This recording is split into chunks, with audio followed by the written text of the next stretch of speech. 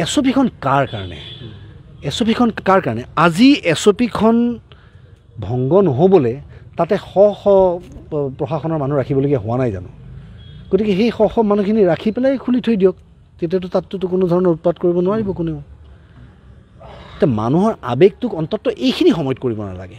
আপুনি প্ৰেক্টিকেল কথা মানুহজনক বুজাব কিন্তু কেতিয়া বুজাব যেতিয়া মানুহজন মানসিকভাৱে যেতিয়া ভাঙি নাথাকে মানসিকভাৱে দুৰ্বল হৈ নথকা স্থিতিত আজি মানুহখিনি ন্যায় প্ৰক্ৰিয়া নোহোৱালৈকে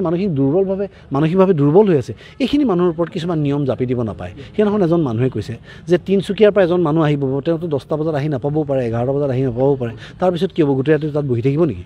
গতিকে এইখিনি কথাত ইয়াত ইমান জোৰ জবস্তি কৰা কথা নহয়